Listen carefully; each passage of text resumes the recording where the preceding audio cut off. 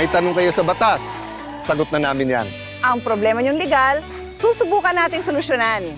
Sasamahan pa ng papremyo, pag-asa at saya dahil magkakasama tayong mamamasyal dito sa Cayetano in Action with Boy Abunda sa Vigan.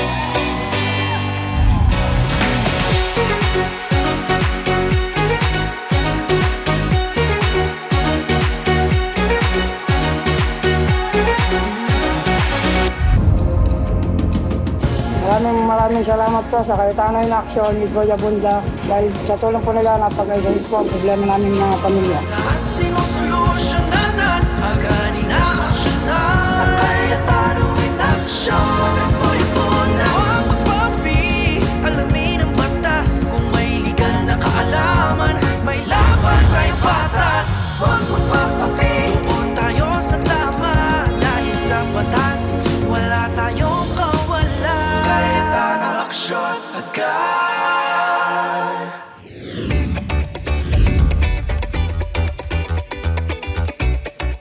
Ang ating tanong ng Pilipino na may kinalaman po sa mga viral stories na ating napapanood at talagang kumakalat sa social media, ay dito ho namin sasagutin sa Vigan. So, katulad ng sabi ko po, ito yung mga viral stories that raise legal questions. Ito po yung ating tatalakayin. Ngayon, kung buong loob ninyo pare-parehas, pag-iisay ko kayo, sige, suntukan kayo ng anak ko. Sino dyan ang ano mo? Sino? Bugbugan kayo, walang aawat. Sige, tara, para matigil lang. Sige, sinong ano sa inyo? Sino yung matapang sa inyo? Sino matapang sa inyo? Tapos tawagin nyo rin yung mga magulang nyo, mag-uusap kami. Gusto nyo, tawagin nyo lang, pati ikaw.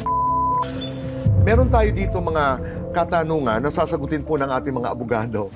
Ang unang tanong ay, ano ang pananagutan ng isang magulang kung siya mismo ang nag-udyok o pumayag na makipag-away ang kanyang anak sa ibang mga bata? Pag inudyukan mo kasi ang anak mo na makipag-away sa iba, pwede kasing makasuhan siya criminally and civilly. So, ano ba ibig sabihin to? Pwedeng isa na lang po na pwedeng maikaso sa kanya is, for example, child abuse. Bakit, Tito Boy? Kasi inilagay niya yung anak niya sa isang sitwasyon na may karahasan. Ayun. At minor de edad, no? Yes, Tito Boy, yun. So, ang ating natutunan dyan, sabi ni Atty. Marian, hindi solusyon na pag may problema ang mga menor de edad ng mga bata, ay, o sige, magsabunutan kayo dyan, o kaya magsuntukan kayo. Because you're putting the children or the kids in danger. Yes. Ayun. Tama po Okay. yan, Tito. Kasi kung pag-aawain mo sila, ayun lang na may outcome eh. Yeah. Either may masasaktan sa kanila, Correct. either yung anak niya or yung ibang mga bata. Oo. Mhm. Tama. Actually, i-add ko lang rin, Tito Boy.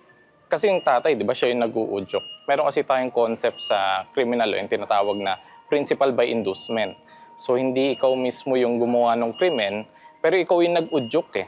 Kung hindi naman sa pag-aano mo, hindi naman sana mangyayari. So, if ever natuloy yung away, nagkaroon ng sakitan, nagkademandahan, pwede ma-involve yung tatay as a principal dun sa criminal Lalo na case. ng mga menor yung bata. Yes. Yeah. In addition dun sa criminal cases na sinabi ni Atty. Marian at ni Atty. Matt, meron din concept kasi under the new civil code na parental authority. So parang may vicarious liability ang magulang. Kung magba-file man sila ng kaso, pwede silang sampahan ng damages, even the parents, kasi sila yung may parental authority over the minor. Yes. Over the minor Kung halimbawa children. natuloy yung bakbakan, pwede silang magreklamo laban dito sa tatay na ito Tama. na nag-uudyok. Narito ang pangalawang katanungan. Ano ang legal na maaaring gawin ng mga magulang ng kabilang panig? Ibig sabihin yung mga magulang ng mga bata na kinakausap pero hindi ho natin napapanood sa video, kung sakaling natuloy ang bugbugan o kung may banta pa lamang.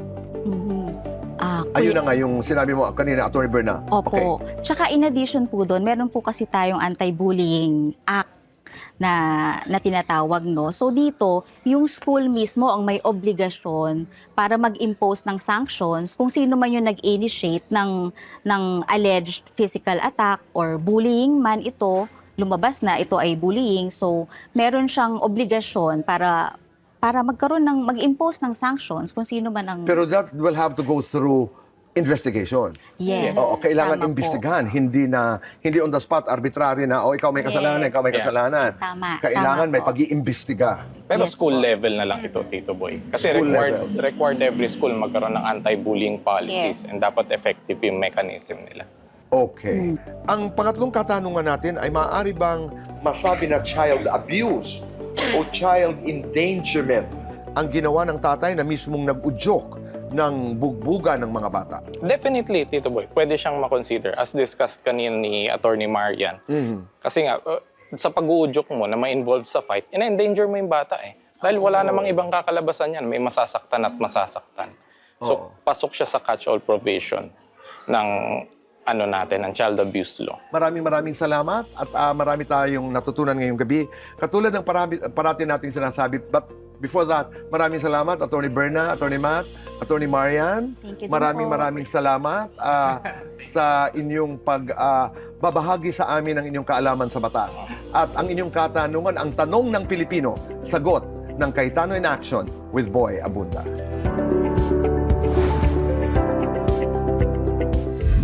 Mga problemang legal, sosolusyonan. Mga katanungan sa batas, bibigyang kasagutan. At mga kwento ng inspirasyon. Pakinggan mula sa napakagandang bayan ng vegan. Makialam sa pagsolusyon sa kwento ng isang inang gustong mabawi ang deposito sa kanyang inupahan. At sa paghingi ng tulong ng isang ama mula sa misis niyang OFW. Ano ang batas na tutulong sa kanila? Alamin sa Payong Kapatid. Ang Bagnet King, Mauro Calo Corrales, at ang Paralympic archer Dina Manangdang, kilalanin sa Cayetano Inspiring Stories. At mga pagkain dapat mong matikman, mga lugar na dapat mapuntahan, at mga karanasang hindi mo dapat malampasan kapag ikaw ay nasa vegan. Ating mapupuntahan, kaibigan, ngayong gabi sa Cayetano in Action with Boy Abunda in Vegan. Wagi po tayo mga ka-CIA. Kinilalang Best Public Affairs Program ang Cayetano in Action with Boy Abunda. Sina Kuya Alan, Ate Pia at Tito Boy bilang Best Public Affairs Program hosts sa nagdaang 37 PMPC Star Awards for Television. Kaya't maraming salamat PMPC sa pagkilala sa Panginoon sa pagkakataong maglingkod sa mga Pilipino at sa inyo, mga ka-CIA sa walang sawang pagtitiwala.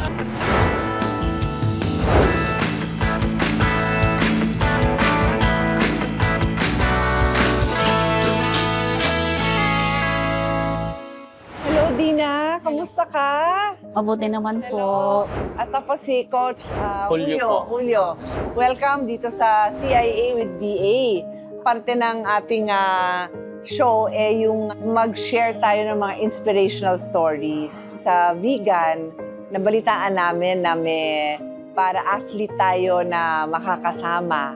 So Dina, ikaw ay currently na nasa national team ng archery. Yes po. Saan ka na nakalaro? First pa lang po doon sa Indonesia po, Okay. 2022 po. And at that time, in 2022, naka-base ka na dito sa vegan. Opo.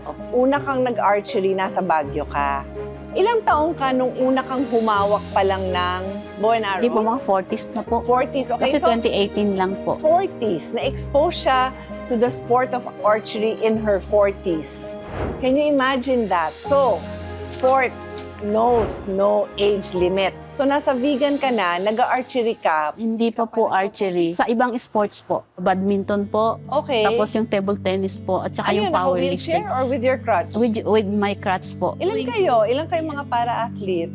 Dito sa vegan, sa iba't ibang sports, nasa 15 yata. Sa archery lang po. May nakapasok as Philippine team po. Dalawa po kami ng asawa ko po. Full-time ka na ba na athlete? Ano Ako ba? po, hindi ako full-time na athlete kasi may konti po kaming kabuhayan. May pwesto po kami sa palengke ng vegan. Yes. Tapos yung asawa ko po ang naging parang full-time athlete na po. Sa umaga po nagtitraining, tapos pumupunta po sa palengke para magbenta po sa so, pwesto oras ka namin. nagpapalengke kung sa umaga ang training mo? Schedule naman ng anak ko is afternoon ang klase. Kung wala siyang pupuntahan, pwede ako sa mag-training sa umaga. Tapos ako naman, pagpapasok na po siya sa school. So, Ganun ang buhay mo, typical na nanay, kahit na ikaw ay may Oo. kapansanan, ikaw Opo. ay isang national athlete, Opo. hanga naman ako sa'yo.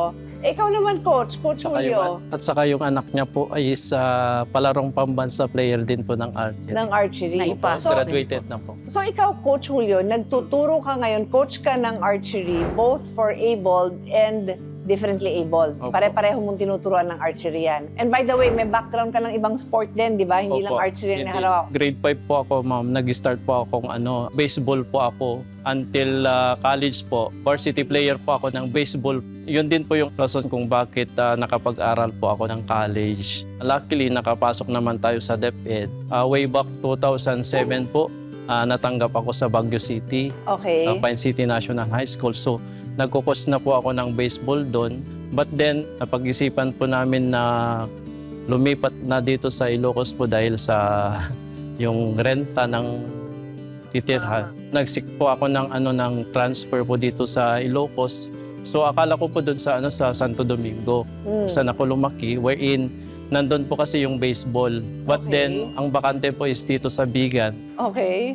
And then alam ko naman po na may baseball dito kasi sila po yung mga kalaban namin way back Okay. high school at saka college. Pero pagdating ko po dito ng 2015, wala pong baseball. Ala. Before that po na napunta ako sa archery, may futsal. ano So sige, pong futsal? okay lang kasi may background naman ako sa futsal. Okay. Sabi nila dahil sa budget, wala mo ng futsal sa Bigan. Yun po, then inopen po yung archery. So sabi ng head teacher ko po, si Julio na lang kasi naalis na yung futsal niya. Then nagkataon po na may national training ng archery sa Palawan. Pinadala po ako doon. Pagbalik ko po dito sa sa Bigan, tinawagan ako ng division office. Ngayon na yung time na mag-create ng archery team. With the support of the city government, nag-purchase po sila ng mga gamit. Nag-hire po sila ng trainer namin po. Nung summer po ng 2019, after yung regional meet namin, tumawag po yung division office na may hihiram ng gamit, yung target bat. Sila pala Ayun. yung hihiram po ng gamit po. Ako mismo yung nag-transport yung mga gamit sa kanila. So doon na po yung start ng pagkikilala na. Sakto naman po yung anak nilang lalaki, nag-enroll po sa school as grade 7. Then from Taekwondo din po yung anak nila. Then sabi ko, try mo yung archery.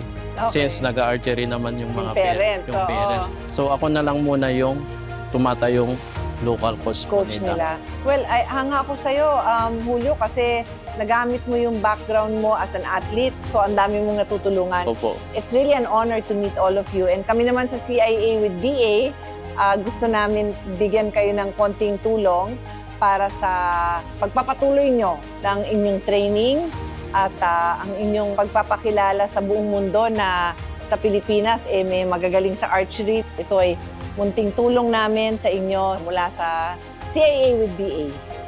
Thank you po. Thank you.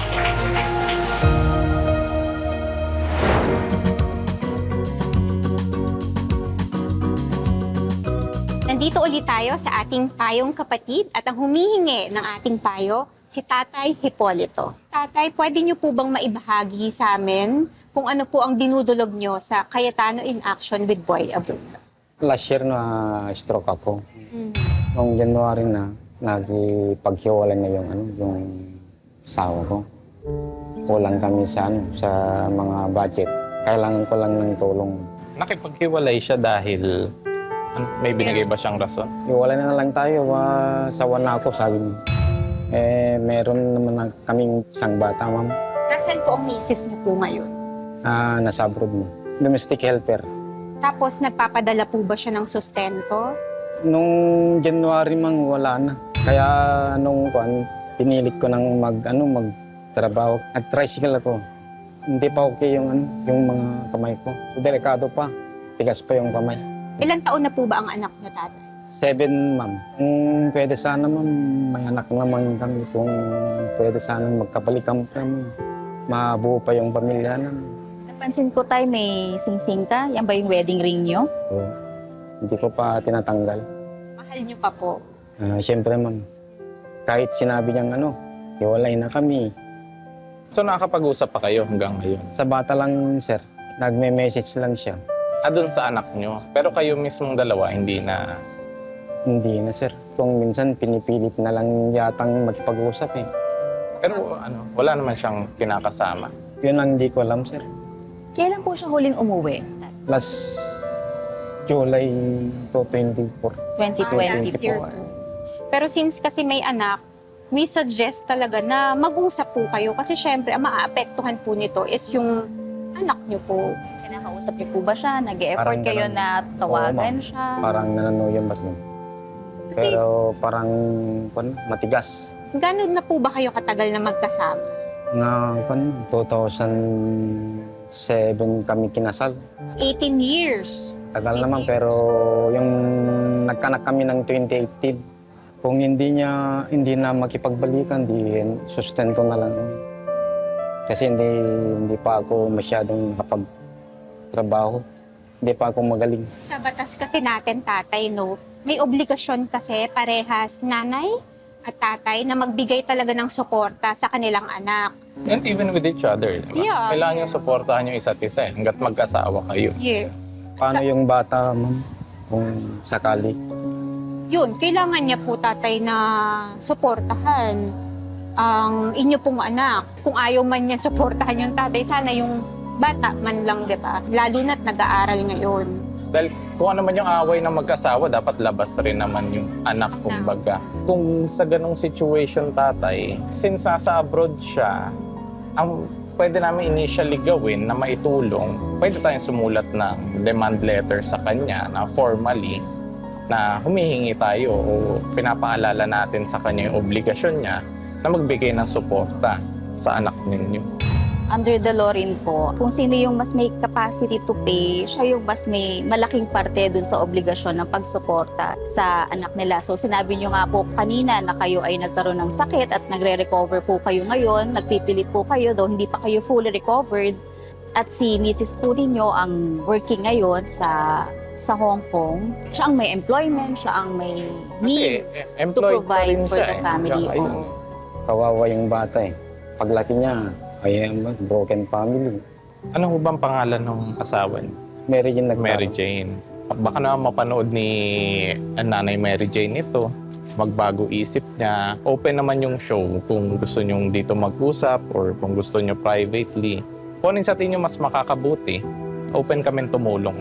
Actually, para nga mabawasan muna yung problema nyo, tatay, si Kuya Larry, yung team natin rito sa show, binilahan na kayo ng school supplies para sa anak ninyo. Bawas na rin sa mga poproblemahin. Mula ko kay Kuya Alan, kay Ate Pia, tsaka kay Tito Boy. Thank you, attorney. Kung sakaling maghiwalay kami, paano yung custody ng bata, doktor? Korte ho magdedesisyon nun kapag naghiwalay kayo. Usually, kung sino yung mas stable, sino yung mas makakapagbigay ng alaga, suporta sa bata, marami siyang pwedeng considerations eh. Kasi po ang korte, papanigan po talaga yung best interest of the child. So, yung interest po ng bata, kung sino po yung mas magpapalaki sa kanya, makakapag-provide yun. Sa kanya, ibibigay yung Ilang taon na po ulit yung anak niyo? 7 years. 7.5. Oo, under the law kasi, yung 7 years old and below is Punta na under sa- the custody of the mother. Sa tatay, nandito po si Kuya Larry para magbigay po ng tulong from CIA.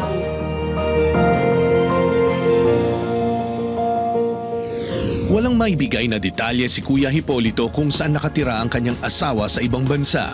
Kaya't pansamantalang nagbigay ang programa ng tulong na gamot, groceries at school supplies para sa kanyang bunsong anak. Maraming salamat sa Cayetano in Action with Boy Abunda sa mga tulong sa gamot, groceries at school supplies. Handa ang Cayetano in Action na gabayan si Kuya Hipolito sa kanyang magiging legal na aksyon.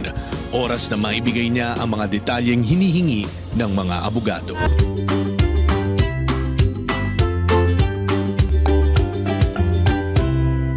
Ang humihingi ng payong kapatid, Ma'am Shirley.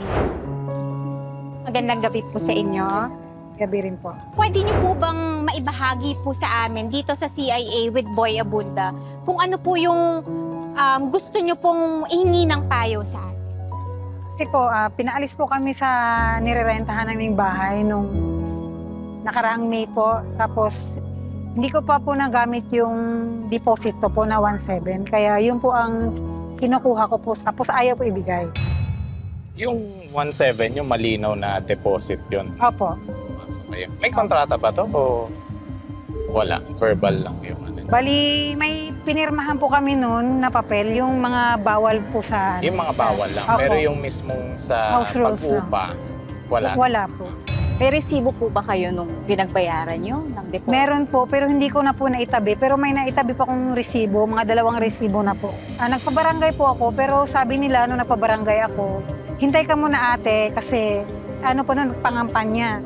Hanggang natapos na lang yung eleksyon, wala pang tawag ng barangay. Kaya nawalan ako ng pag-asa. So kailan po ba kayo nagsimula ng upa niyo? Lumipat po kami noon November 2023 po. Bali, 23. nag 1 year po kami mahigit po sa kanila. Usapan ba kayo gaano katagal yung upa? So, Wala pong ganun, sir, kasi ang nirereklamo po niya sa akin, kasi nagtatrabaho po ako sa empanadahan, yung mga galon na lagay ng ketchup, tsaka toyo, inuwi ko po doon, hugasan ko kasi ibibenta ko.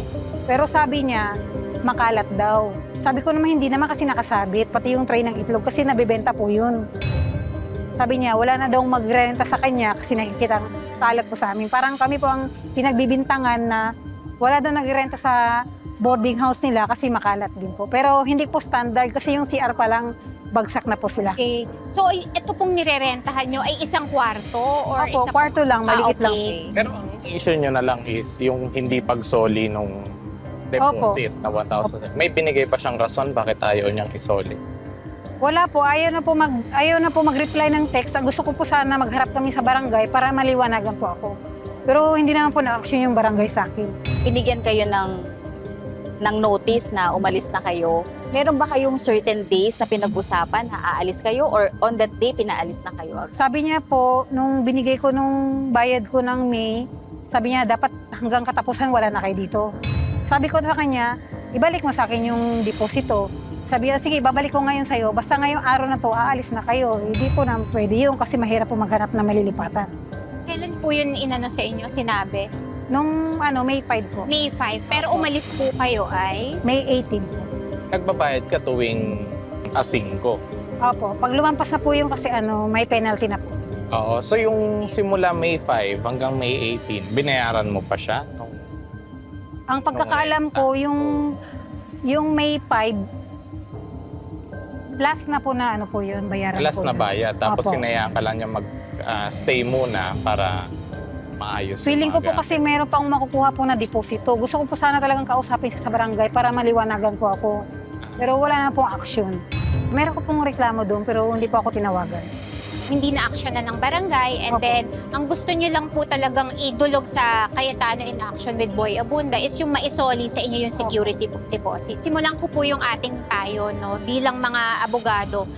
Importante talaga na sa lahat ng kasunduan, dapat ito ay nakasulat. For example, lease agreement, so dapat po nakasulat ito. And kung naisulat man ito, kailangan po may kopya tayo, na-picturean natin para kung kailangan na po natin ng proof or prueba, pwede po nating mabalikan kung ano man po yung pinagkasunduan ng mga partido.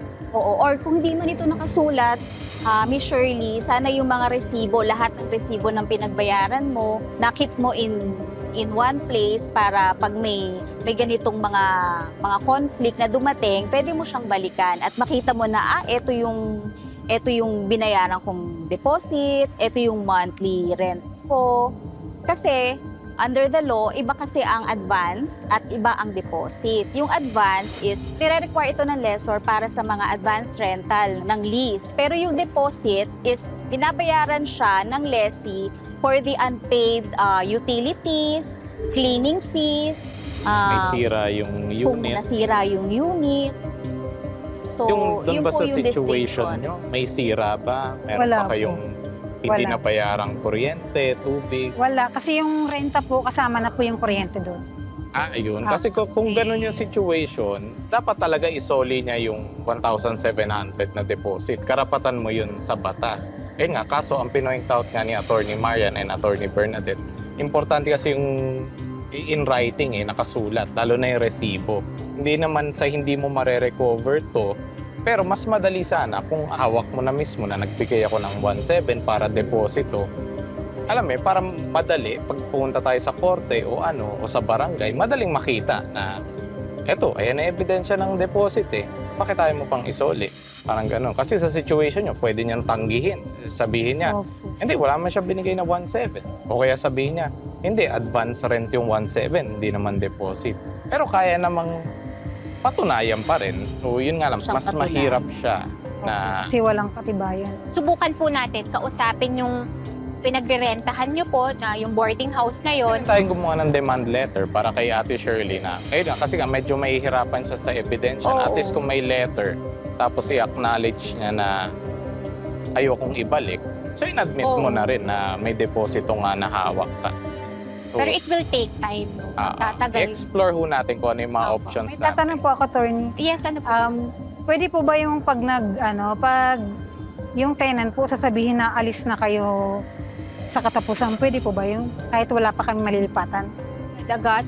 Sa totoo lang po, ayon din sa ating batas, kailangan bibigyan natin ng oras yung ating mga tenants para makahanap sila ng lilipatan. Hindi kasi po pwedeng yung bigla-bigla na lang nating paalisin yung nagre-rent sa ating boarding house. Some school of thought would say na alam mo yung expiration So hindi ka na kailangan bigyan ng notice, hindi ka na kailangan bigyan ng preparation. Pero depende yun kung may agreement nga. Alam mo yung expiration. Pero yung wala kang expiration, parang monthly katulad nila, wala silang pag-uusap, dapat talaga binibigyan ng parang palugit na oras para makahanap din naman sila ng malilipatan. Kasi lahat naman ng contracts natin, whether written or verbal, dapat mag-enter tayo dito in good faith. Yes. Dapat i-consider din natin yung lessee na lalo na to, more than 1 year siyang umupa dun sa bahay. So, syempre, take into consideration din natin yung tagal niya nagstay doon, tsaka yung lilipatan niya. Dito papasok yung justice outside the law. Na kahit hindi naman required ng law, kumbaga di ba, good graces na Correct. Tao, may intindihan mo rin naman yung situation niya. Okay? Okay, So, okay. andito po si Kuya Larry, para pagkatapos po natin, pwede po yung lapitan para po matulungan din kayo ng CIA with Boy Abo. Maraming salamat po, Ate Shirley, sa paglapit. Thank you. Maliit man para sa marami ang halagang 1,700 pesos, malaking halaga ito para kay Shirley at sa kanyang pamilya, para sa kanyang peace of mind. At para sa maagang pamasko, may grocery package na ibinigay kay Shirley at sa kanyang pamilya. Nagbigay ng financial assistance ang Cayetano in Action. Marami po akong natutunan kanina. Simula ngayon, pag may mga resibo, ikikip ko na po para pagdating ng panahon, meron pong katibayan. Maraming salamat sa Cayetano in Action with Boy Abunda. Kumpletuhin ang ating trip sa capital ng Ilocos Sur sa paggawa ng pinagmamalaking Damile tile at pots ng vegan. Unahin na natin ang Damile floor tiles kasama si Kuya George ng Angel Joy Pottery. Una, masahin ng red clay at ilagay sa hulmahan. Tapak-tapakan habang sumasayaw sa ibabaw ng putik na nasa hulmahan. Gamitin ang pangkat para tanggalin ang sobrang clay. Lagyan ng clay ang mga nakikitang butas. Isipin niyo po ang brick, isa-isa yan ginaganyan. Opo, Tito Boy. Okay. Tapos gumamit tayo ng mga kadas. Tawag namin Tito Boy para malinis yung Kadas. Tanggalin sa hulmahan at pantayin ang mga gilid. Amazing! Para maayos. Pag naluto na to, Tito Boy, pwedeng pang-flooring sa bahay. Gaano katagal ang pagluto nito? Tito Boy, mga mahigit 1 week. Matagal, Tito Boy. Matagal. Pero yung mga paso, Tito Boy, maghapon lang. Yung ginagamit namin dito, kahoy tapos dayami. Magkano naman ang isang pirasong ganyan? Yung itong size, Tito Boy, 35 pesos. Magkano ang puhunan sa 35 pesos na yon? Ito mga 25 or 30, ganun Tito Boy. Kung gusto nilang may design, magpakita lang sila ng mga design kung kaya namin gawin. Gagawin. Gagawin, Tito. Pero yun ay tumataas naman ang presyo. Opo, Tito Boy. Mas mahirap gawin yun. Kami lang ni Manilyn. Tingnan Opo, natin Tito kung Boy. kayanin Sige. namin yan. Kung maalala namin lahat ang mga steps. Ng mga proseso namin. Pagbutihan natin, ha? Okay. Let's do it! La la la la la la la. Nandito ho tayo sa Vegan Pottery, Angel and Joy. Ngayon, yung mga butas, punuan mo. Ulitin pa ito.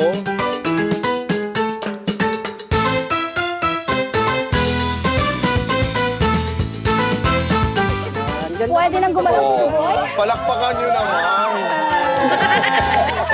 Ngayon naman, tayo naman ay gagawa ho ng paso. So, Okay. mamasa natin parang arena, Tito Boy. Tama. Para matanggal lahat yung mga hangin sa loob ng lupa. Parang ang dali-daling panoorin, no? Patingin niya ako, George. Ang dali na ano tuloy ako. Tito Boy. Pagkatapos, Tapos, lagyan natin ng buhangin, Tito Boy, dito. ayun ang buhangin. Para hindi didikit yan, Tito Boy. Oo. Tawag tayo dito. Kasi mabigat dito, Tito Boy. Okay. Pag pinaikot natin, mabigat kasi. Lagyan natin lang tubig, Tito Boy, para medyo madulas. Ayun. Amazing! Galing, no? Hulmahin sa nais na taas. Taas natin, Tito Boy. Okay. Tingin natin sa loob. Buhatin para patuyuin. Diba, Tito Boy, malambot? Yes, oo. Tapos, pag binuhat mo, hindi ano. Ayun. Galing. Subukan mo buhatin, Tito Boy. Yung hindi, Tito Boy. Pwede. Amazing, Tito Boy! Nagadang ko, Tito Boy. Oo. Maraming salamat sa iyong pagpapatuloy sa amin Sige, dito Tito Boy. sa iyong napakagandang tahanan. Mabuhay ka at sana'y lumago pa ang iyong kabuhayan. Sana, Tito Boy. Ayon sa mga eksperto, ang Pilipinas ang isa sa mga pinakatinatamaan ng epekto ng global warming.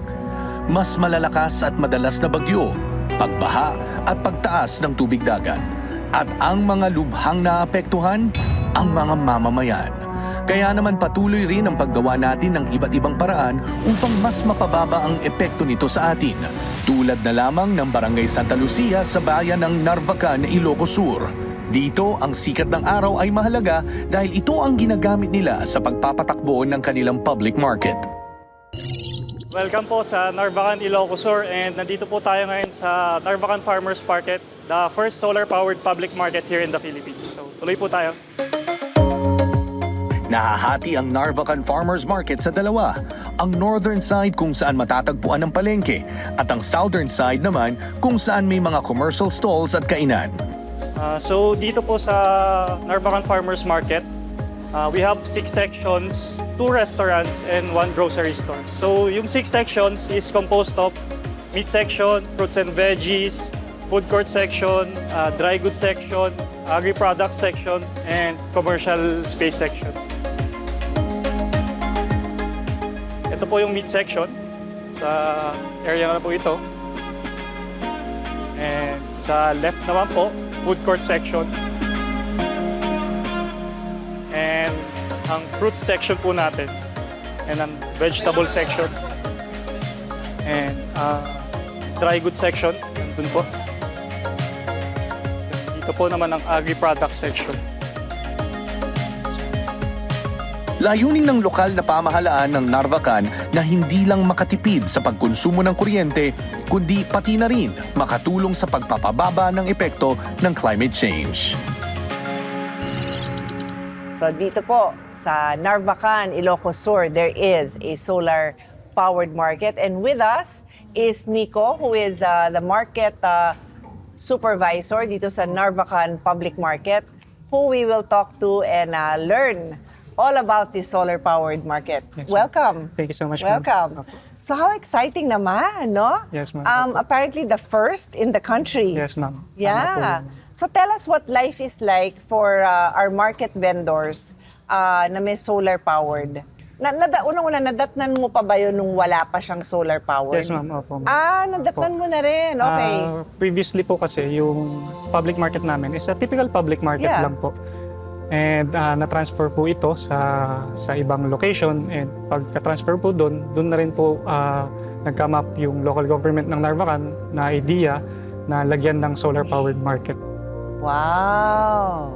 So it's an idea that started with the LGU. Kasi LGU minsan, how many years na itong solar-powered market nyo? It's been operating for 3 years na po, ma'am. 3 years. So Nag-operate- post-pandemic. Yes, ma'am, post-pandemic. Nag-operate po siya last April 2022 po. Itong setup ng market nyo is may tenants, meaning to say, umuupa din sila doon. Yes, ma'am. So, ang gastos nila doon is yung upa Yes, sa ma'am. pwesto nila. Yes, ma'am. And then normally, Electricity po. electricity. Yes, ma'am. So, ang sinasabi mo ngayon ay, Karamihan? Sa mga wet market section po, since yung electricity consumption nila is electrical lang po and ilaw, oh, so minimal, zero na po yung binabayaran nila. Talaga? Pero unlike yung mga commercial shops din po, may mga commercial sections din po. like May kunyari yung may coffee barbero, shop, may opo. coffee shop, coffee shops ganyan. and banks po. So sila po yung may minimal cost sa electricity. Pero pagdating po sa mga wet market sections, zero na po.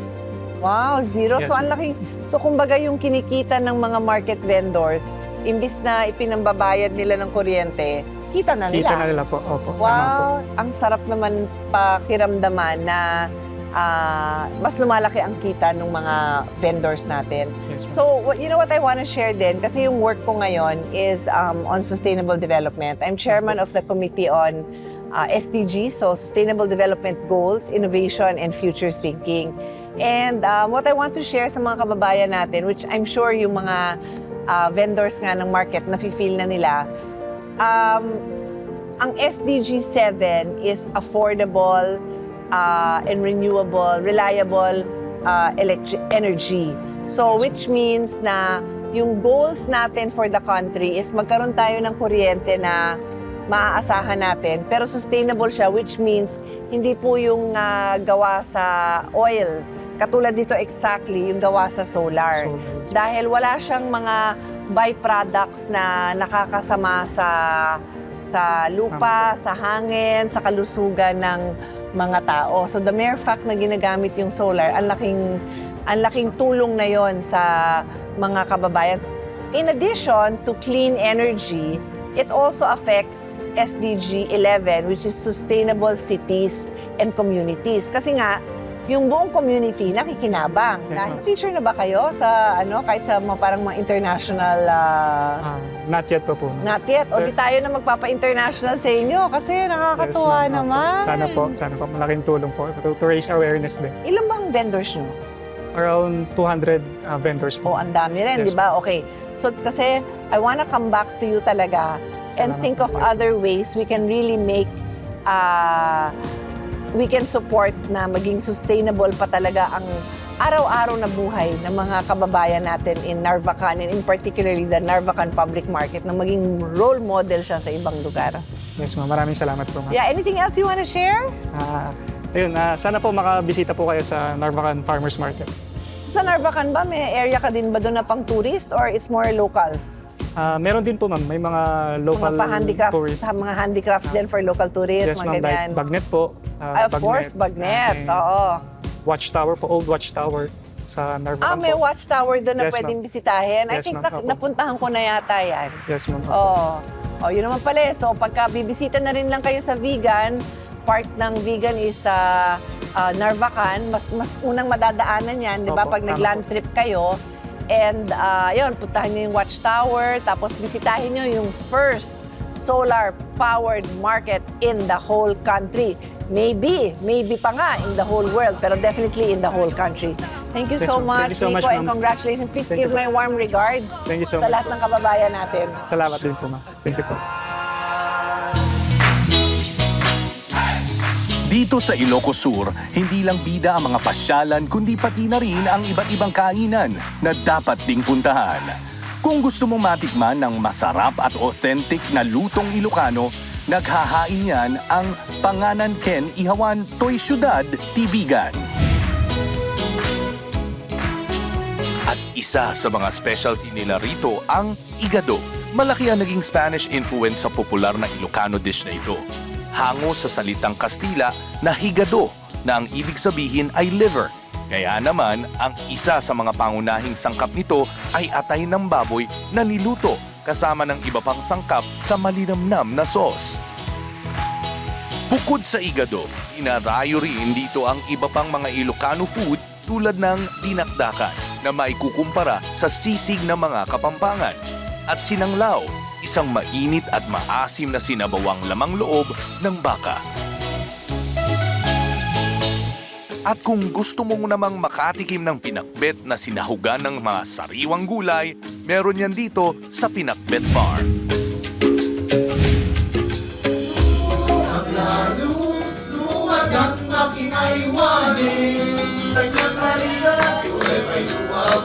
May sariwang hangin at masasarap na pagkain. Yan ang ipinagmamalaki ng Pinakbet Farm. Karamihan ng mga gulay na ginagamit nilang pangsahog sa mga lutuing Ilocano galing mismo sa kanilang malawak na taniman. Kaya naman garantisadong masarap ang kanilang mga hinahain. Ilan lamang ito sa mga kainang naghahain ng mga masasarap na Ilocano food dito sa Ilocos Sur. Mga magagandang pasyalan at masarap na kainan. Tunay ngang worth it puntahan ang tinaguriang Heritage Haven of the North.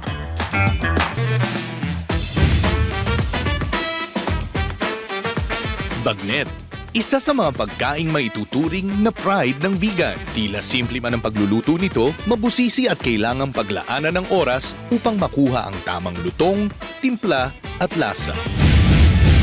At kung masarap na bagnet lang din ang hanap natin, nandyan ang nag-iisang Bagnet King. At tulad ng iconic na bagnet na kanyang ginagawa, pinasarap din ng panahon ang kwento ng kanyang tagumpay. Pinaghirapan, tinutukan at talaga namang pinaglaanan ng pagmamahal. Ating kilalanin ang mapusong kwento ni Mauro Calo Corrales, aka Bagnet King, dito sa Cayetano Inspiring Accounts. Magandang gabi po sa inyong lahat. Kami nasa Vegan Plaza Hotel.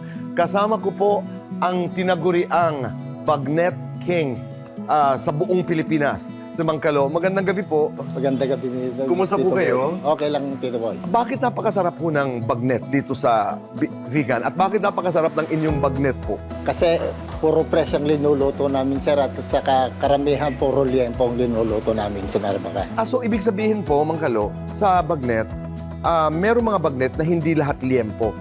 Meron, sir. Meron, Tito. Mga anong bahagi ng... Yung pork chop, Tito Boy, pwede ring lutuin at saka yung hita sa likod. Pero kayo, ang inyong ginagamit ay lahat liempo. Liempo. Paano nyo ho ginagawa ang bagnet? Ang paggawa ng bagnet, Tito Boy, kasi yung sa akin, pag punong-puno yung kawa ko, ang finished product nun, more or less 50 kilos na. Pero 3 hours lulutuhin yun. Isang kawa ho, 50 kilos talaga? More or less 50 kilos ang finished product nun. Tapos, mga 3 oras. 3 oras. So, anong mga sangkap na gamit nyo po pag niluluto nyo po yung inyong bagnet? Wala pong sangkap. Basta mantika at saka tubig lang yung pinaluluto namin. Mantika na nanggagaling na rin doon sa... O may ginagamit ko kayo na karagdagang Cooking mantika? oil, Tito Boy. Okay. Pagkatapos, nagmamantika na rin kasi yung sariling katawan ng baboy, Tito. Kaya dumadami yung mantika. Oo. Mangkalo, pero bakit wala ho kayong sangkap na ginagamit ng mga, ibig sabihin, pampalasa o kaya... bakit wala ho kayong ginagamit? Masisira kasi yung mantika, Tito Boy, pagkuhan. Linagyan mo ng asin, linagyan mo ng betsin. Yung pinaluluto. Okay. Kasi yung mantika na ipinoproduce na rin ng meat ay nakakatulong na maluto. At saka, yun na rin ang isang nang papasarap doon sa bagnet kasi wala talagang ingredients yung bagnet, Tito Boy. Ibig sabihin, puro ang mantika. Puro. So, 3 oras ho yun. 3 oras. Pagkatapos, Pagdating ng 3 oras, tapos na yon, luto na yon. so bali Mangkalong, sinasabi niyo po sa amin ay wala hong sikreto itong napakasarap na bagnet ninyo. Wala pong sekreto yun, Tito Boy. Wala ho itong dasal, wala ho itong bulong. wala. Talagang diretso ho Diretso ito. lang. Paano niyo ho natutunan ito? Kasi noon, marami na yung matatanda na nauna nagkate sa Narvacan. Ang tawag dati sa Narvacan yung Chicharon. Pero unang sumikat ang bagnet na pangalan dito sa Bigang, kaya pati kami, nakijoin na rin sa bagnet. Mula sa pagiging chicharon sa Narvacan, dahil nga mainit na sa vegan na bagnet, Bagnet. abay nakibagnet na rin. Bagnet na rin. Pero walang pagkakaiba ho yung chicharon ng Narvacan at saka yung bagnet dito sa vegan. Wala rin, Tito Boy. Halos parang ganun lang. Pero dito lang kasi sa vegan, parang mas mataba yung sa kanila. Hindi katulad sa amin na Mas malaman. mas malaman. Yun ang pagkakaiba. Oo, Tito Boy. Okay, sa isang araw, Mang Kalo, gaano karami ang inyong nagagawang bagnet? Basta sa weekdays, Tito Boy, more or less 100 kilos ang binibenta kong bagnet. Ang dami. Oo. Ano ho yan? Pinupuntahan lamang doon sa inyong tindahan? Kayo ho ba'y may restaurant? Wala, Tito Boy. Ano lang? Sa palengke lang, Tito Boy. Doon humahango ang mga tao. Oo, Tito Boy. Sino-sino ang bumibili po ng Mga inyong... suki namin, Tito Boy. At saka marami rin mga bakasyonista. May galing ng Norte, galing rin ng Bigan, galing ng Abra. Dumadaan doon kasi sa tabi lang kami ng kalsada yung palengke namin, Tito Boy. At saka may mga bumibili po ba na nagre-resell?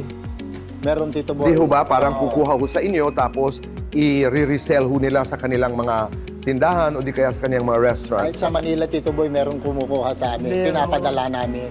Meron. Oo, meron.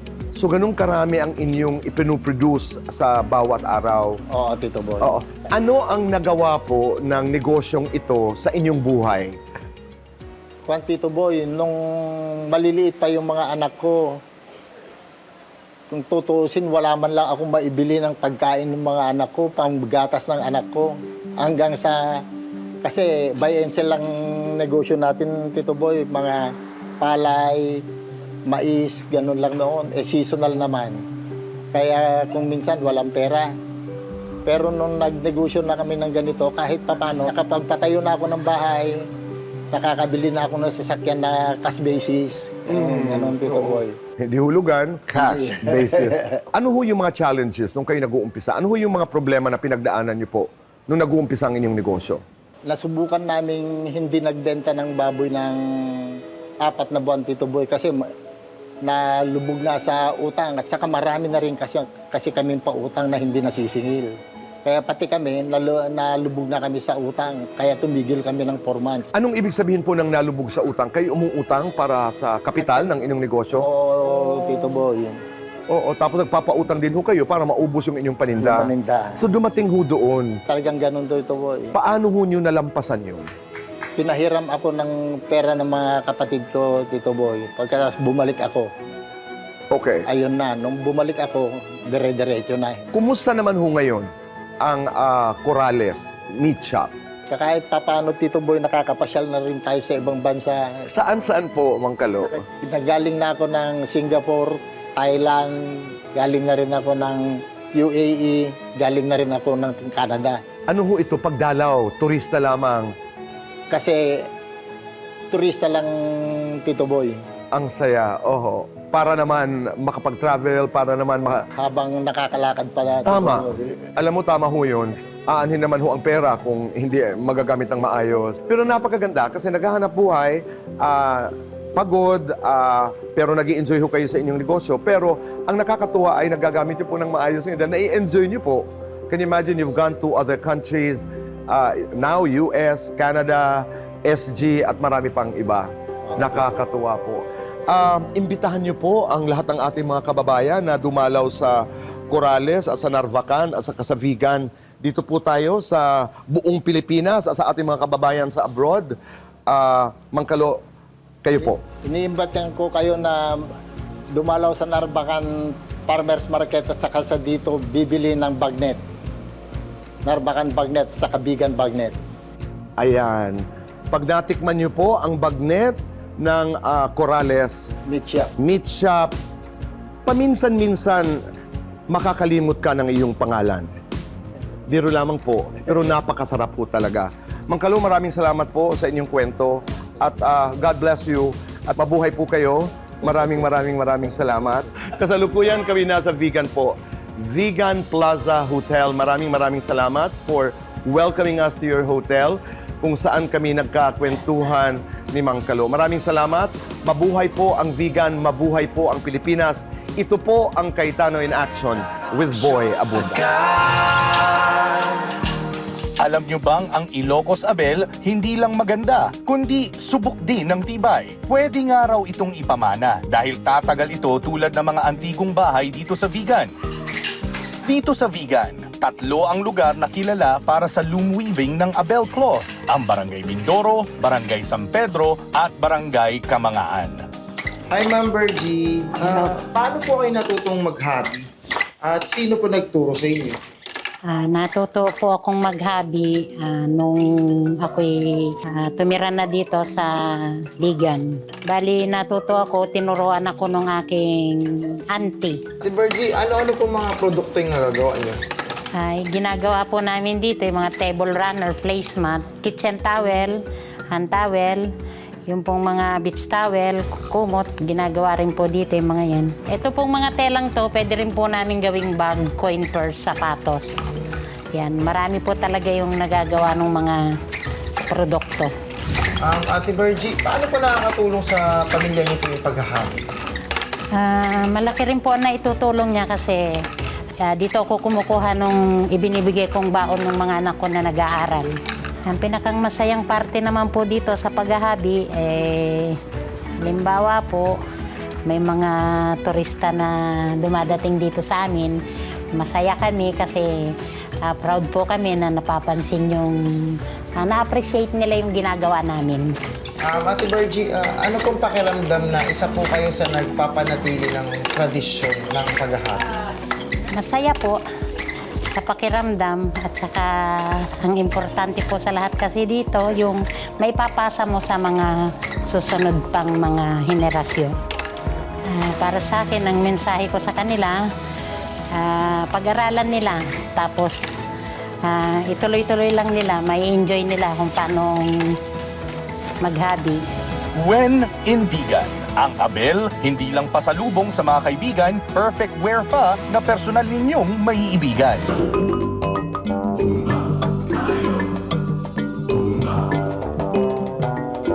Hindi ka nalilito. Wala ka sa Africa. Nasa Vigan pa rin tayo.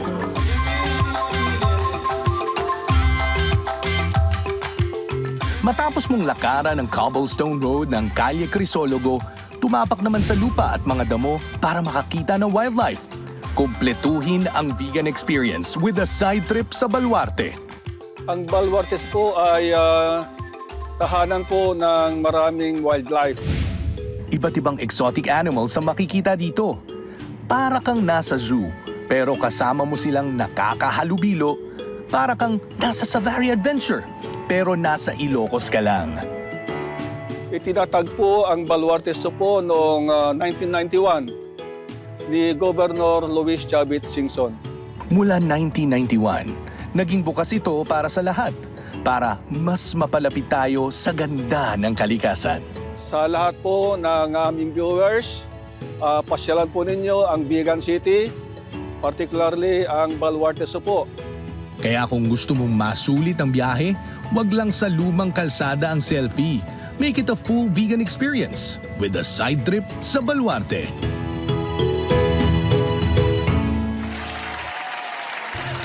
Kami nagbabalik po dito sa Kaytanan Action with Boy Abunda, Alan Piape.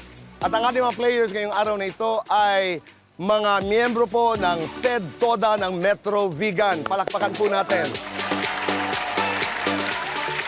Magandang gabi at magandang araw sa inyo. Welcome to Kaytanan Action with Boy Abunda. Andy, Joel, Ronald, Crimson, DJ, Kuya Alan, Ate Pia, Danilo, Leo, Feli, Mariano at Mark. Palakpakan ho natin. Maraming salamat. Sino ang papalaring manalo kay Ate Pia at Kuya Alan ay mag-uuwi ng 5,000 pesos. Ang hindi naman papalarin ay meron pa ring regalo na 3,000 pesos. Pero lahat kayo ay bibigyan namin ng regalo mula sa CIA with BA. Okay, we're ready to play. In 3, 2, 1, go! 3,000 pesos! Go! 5,000 pesos! Go! 3,000 pesos! Congratulations! Go! 5,000 pesos! Go! 5,000 pesos!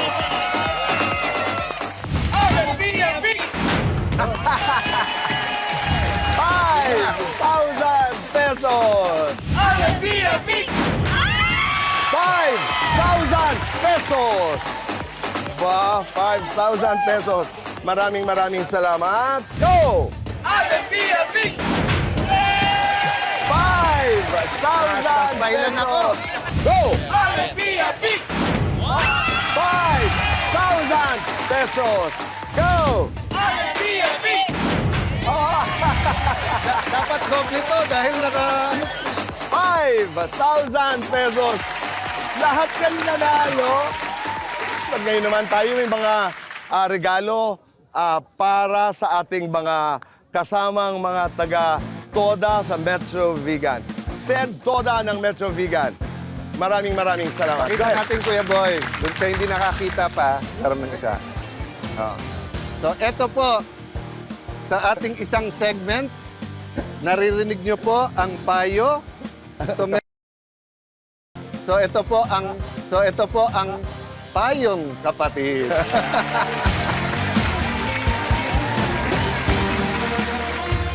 Literal. Tayo naman gusto nating magpasalamat sa ating mga kaibigan. Lubusan nagpapasalamat ang Cayetano in Action with Boy Abunda sa Vegan at syempre sa lalawigan ng Ilocos Sur. Governor Jerry Singson, maraming salamat. Mayor Randy Singson, maraming salamat sa inyo. Syempre po, kailangan natin pasalamatan ang lahat po na nakiisa at tumulong sa atin. Riza Moises of Genesis and Joy Bus Transport, thank you sa iyo. Naging comfortable tuloy ang ride ni Kuya Boy papunta dito. Maraming salamat. Thank you, Riza. Sa ating pong La Casa Blanca, when you come here to Vegan, dito po tayo magstay. Thank you very much sa La Casa Blanca Vegan Plaza Hotel, sa SG Travel and Tours, and sa Hidden Garden Cafe. But all around, it's a wonderful visit dito po sa Vegan. Maraming salamat po.